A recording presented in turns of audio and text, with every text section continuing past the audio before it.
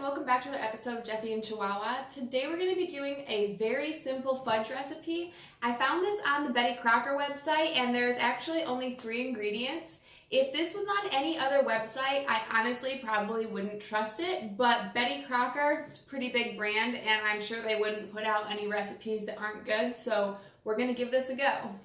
The first ingredient you're going to need is the Betty Crocker Rich and Creamy Vanilla Flavored Frosting.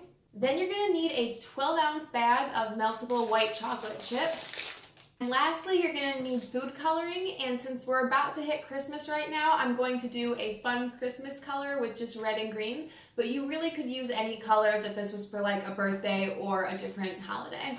The first thing we need to do is pour our white chocolate chips into a microwave-safe container. And I'm going to be following Betty Crocker's directions exactly because I really am curious about how this is going to turn out. Normally when I melt chips, I melt them in 30-second increments. However, this specific recipe called for 60 seconds melting the chips, and then we're going to bring it back and put our icing on top, and then it said to melt it for another 30 seconds. So in total, we'll have melted these for about a minute and a half. The instructions said if it's not creamy enough to keep melting in 15-second increments. So I'm going to pop this in the microwave and be right back. So next we just have this entire can of rich and creamy frosting. I'm just going to pop this on top. Alright, time to pop this back in the microwave for another 30 seconds. Alright, the frosting melted way better than the chips melted. So I'm going to stir them together and see what kind of consistency we have. I'm still seeing quite a bit of large chunky chips at the bottom of this.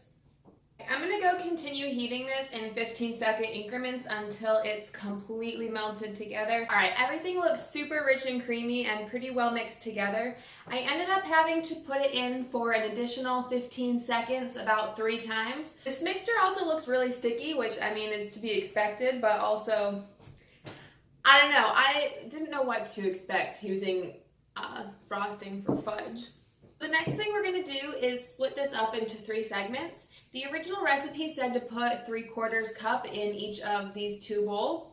I'm just going to eyeball it.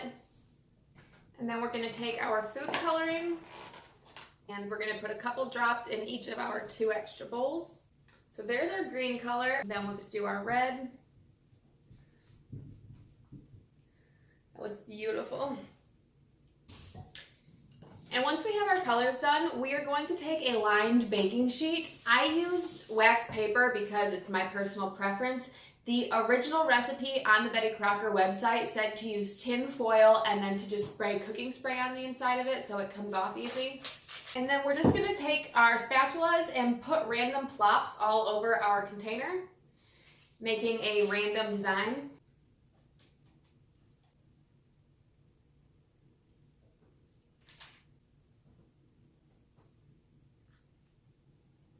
The instructions said to use an 8 by 8 inch cooking sheet for this recipe, but if I'm being honest, the photos of fudge that they had on the website with this were like a couple inches thick, and what we have here is definitely not a couple inches. Keep that in mind. If you want thicker pieces, use a smaller pan or double the recipe. So that is before we mix it up, just plopped in there easily. And our last step is going to be to take either a knife or a toothpick and just draw some lines through this. The goal is to mix it and make it look swirly. Once it's as mixed as you'd like, the best way to get a flat top is just to lightly tap your tray.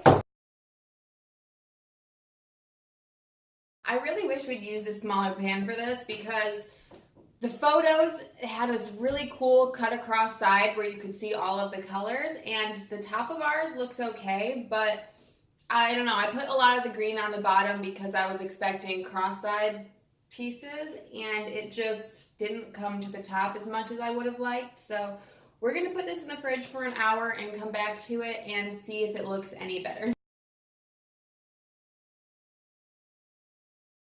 So I've just pulled our fudge out of the refrigerator and it looks beautiful. Now it is time for the moment of truth to see how these come out of our pan. I think I'm going to cut these into about 4 rows.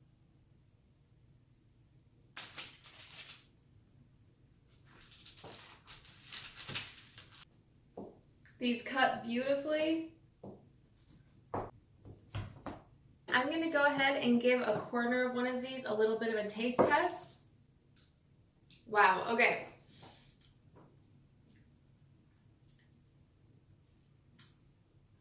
They are delicious.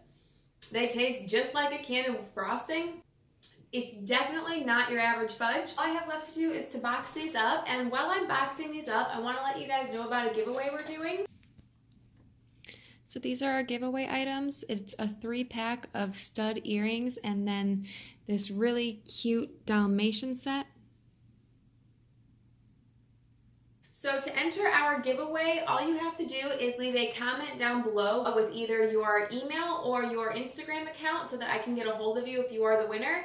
And I will be picking our winner on Monday the 16th of December, probably in the morning. I'll be using a random comment selector so that it's fair for everybody. Thank you guys for joining us. Please hit that like button and subscribe. We'll see you next time.